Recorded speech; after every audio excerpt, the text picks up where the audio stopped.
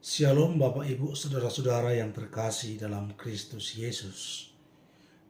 Pada kesempatan ini, izinkan saya ingin menyampaikan firman Allah kepada Bapak Ibu sekalian. Dan berharap firman Allah ini menolong supaya Bapak Ibu senantiasa hidup dalam kebenaran Kristus. Yang terambil dari Lukas pasal yang kelima, ayat 1 hingga ayat yang ke-11. Lukas pasal yang kelima ayat 1 hingga ayat yang ke-11. Di sana dikatakan, pada suatu kali Yesus berdiri di pantai Danau Genesaret, sedang orang banyak mengerumuni dia hendak mendengarkan firman Allah. Ia melihat dua perahu di tepi pantai. Nelayan-nelayannya telah turun dan sedang membasuh jalannya. Ia naik ke dalam salah satu perahu itu, yaitu perahu Simon, dan menyuruh dia supaya menolakkan perahunya sedikit jauh dari pantai. Lalu ia duduk dan mengajar orang banyak dari atas perahu. Setelah selesai berbicara, ia berkata kepada Simon, "Bertolaklah ke tempat yang dalam dan tebarkanlah jalamu untuk menangkap ikan." Simon menjawab, "Guru, telah sepanjang malam kami bekerja keras dan kami tidak menangkap apa-apa. Tetapi karena Engkau menyuruhnya, aku akan menebarkan jala juga." Dan setelah mereka melakukannya, mereka menangkap sejumlah besar ikan sehingga jala mereka mulai goyah. Lalu mereka memberi isyarat kepada teman-temannya di perahu yang lain supaya mereka datang membantunya. Dan mereka itu datang. Lalu mereka bersama-sama mengisi kedua perahu itu dan ikan hingga hampir tenggelam. Ketika Simon Petrus melihat hal itu, ia pun tersungkur di depan Yesus dan berkata, "Tuhan, pergilah daripada aku, karena aku ini orang berdosa." Sebab ia dan semua orang yang bersama-sama dengan dia takjub oleh karena banyaknya ikan yang mereka tangkap. Demikian juga Yakobus dan Yohanes, anak-anak Zebedeus, yang menjadi teman Simon. Kata Yesus kepada Simon, "Jangan takut, mulai dari sekarang engkau akan menjala manusia." Dan sesudah mereka menghela perahu-perahunya ke darat, mereka pun meninggalkan segala sesuatu lalu mengikut Yesus. Bapak, Ibu, saudara-saudara yang terkasih dalam nama Tuhan Yesus Kristus, tentu teks ini sudah sangat sering kita dengarkan. Bahkan sudah ada yang mungkin luar kepala. Tetapi yang ingin saya utarakan, yang ingin saya jelaskan kepada Bapak Ibu dari bentuk penjelasan yang lain, yang dimana kita boleh belajar dari Simon Petrus pada teks ini. Bapak Ibu yang terkasih dalam nama Tuhan Yesus, dari ayat 1 sampai ayat yang ke-11, saya berfokus pada teks yang menjelaskan dari ayat yang keempat hingga ayat yang kelima. Jadi saya fokus menjelaskan ayat 4 hingga ayat yang kelima.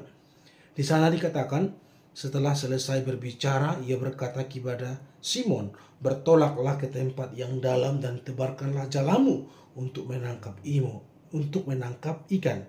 Simon menjawab, "Guru, telah sepanjang malam kami bekerja keras dan kami tidak menangkap apa-apa. Tetapi karena Engkau menyuruhnya, aku akan menebarkan jala juga."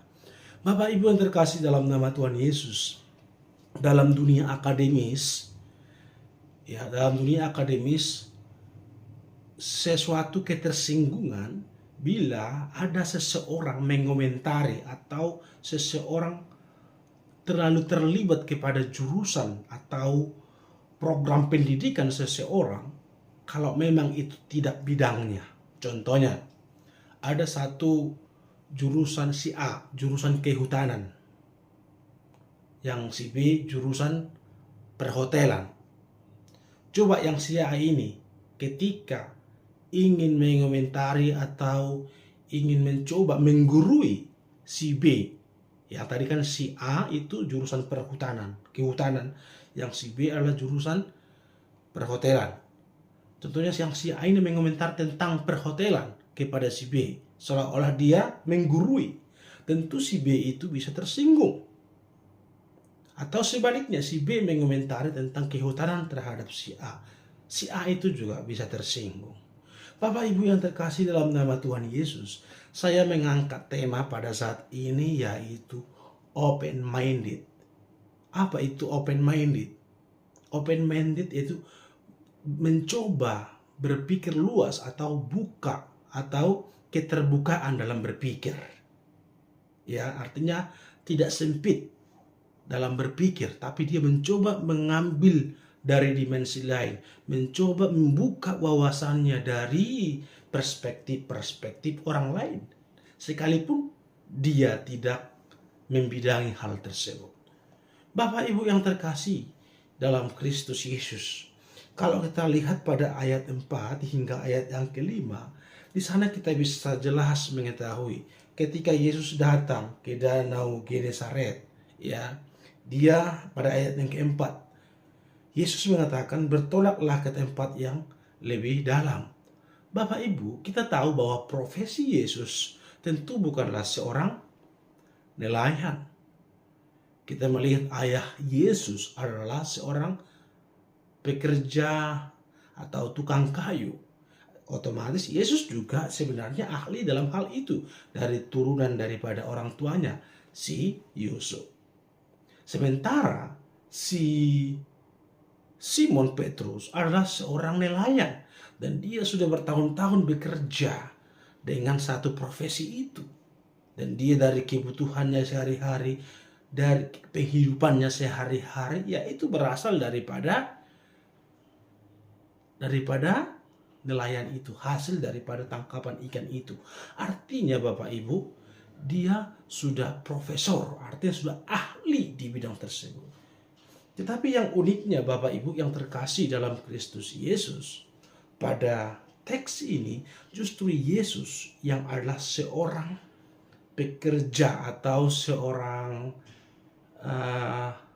tukang kayu mengomentari si Simon yang merupakan seorang nelayan, yang dimana dikatakan bertolaklah ke tempat yang dalam dan tebarkanlah jalamu untuk menangkap ikan.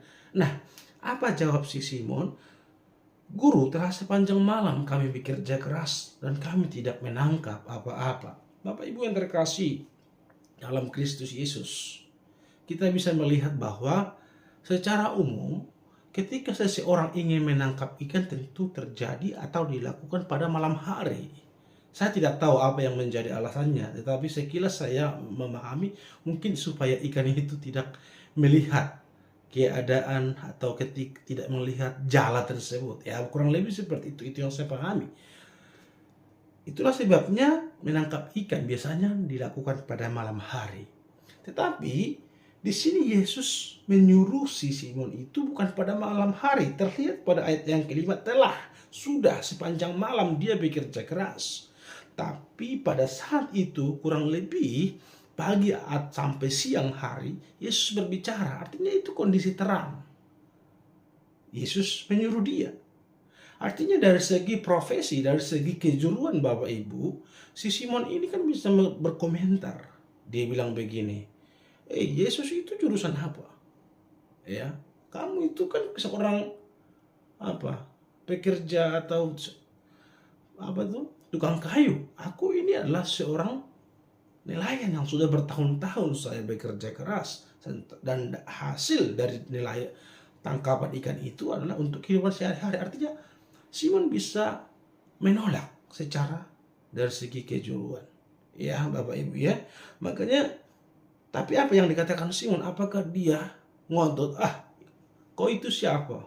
Saya tidak kenal kau. Kan kurang lebih kan si Simon kan bisa berkomentar seperti itu.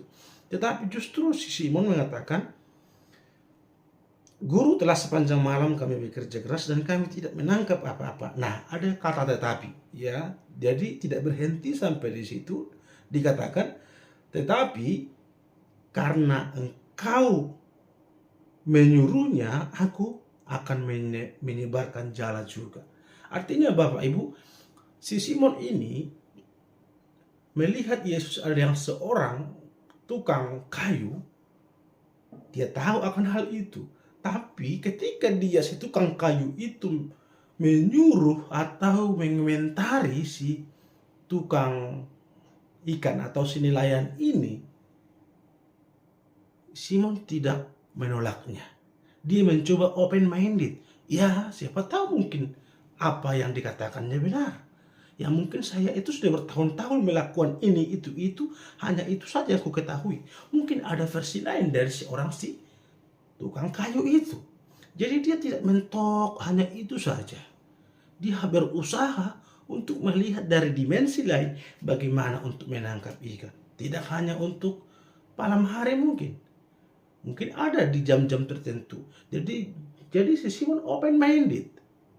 Ya, melihat dari dimensi lain. Tidak hanya berfokus pada dimensi satu. Itulah sebabnya dia melakukan hal itu. Dan dia tidak marah-marah. Dan dia tidak merasa tersinggung.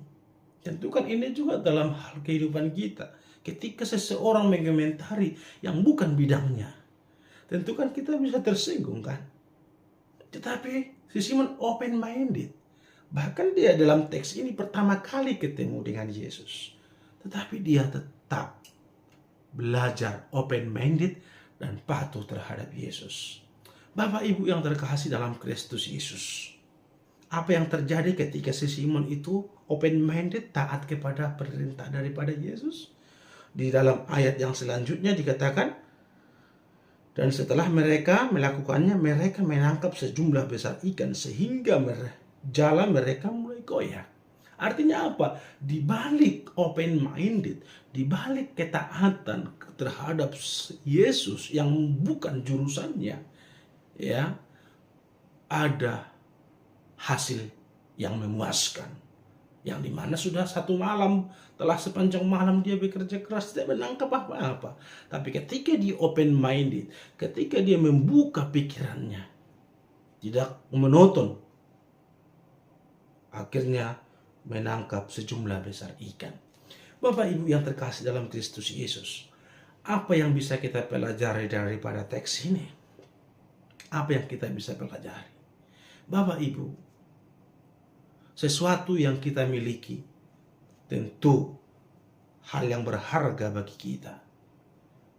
Tetapi kita harus belajar menerima perbedaan daripada orang lain itu. Perbedaan pendapat salah satunya. Ya, mungkin kita lebih pintar, mungkin kita lebih hebat. Bukan berarti kita menolak pendapat orang lain. Siapa tahu pendapat dia itu dari dimensi lain bisa memberikan kita suatu pencerahan yang lain. Oleh karena itu Bapak Ibu, dalam teks ini diajar kepada kita supaya kita belajar menerima perbedaan, supaya kita belajar membuka pikiran kita, supaya kita tidak monoton hanya itu saja, tetapi kita bisa dengarkan orang lain. Siapa tahu solusi dia, siapa tahu saran dia memberikan dampak yang baik bagi kita. Sekalipun mungkin kita sudah bertahun-tahun di bidang itu. Contohnya kita dalam hal kepemimpinan, contohnya. Ya, dalam kepemimpinan, kita mungkin sudah bertahun-tahun memimpin beberapa lembaga. Artinya kita sudah mahir dalam hal itu. Datang anak kecil yang masih kemarin sore contohnya, yang mencoba memberikan saran kepada kepemimpinan kita. Kita harus belajar menerima hal itu. Jangan kita monoton seolah-olah saya yang paling pintar, saya yang paling hebat, dan lain sebagainya. Tentu hal itu tidak menyukakan hati Tuhan. Sebagai orang Kristen, Bapak Ibu yang terkasih, belajarlah menerima saran dari orang lain. Belajarlah menerima kritikan dari orang lain. Sekalipun itu bukan bidangnya, sekalipun dia masih orang yang kemarin sore.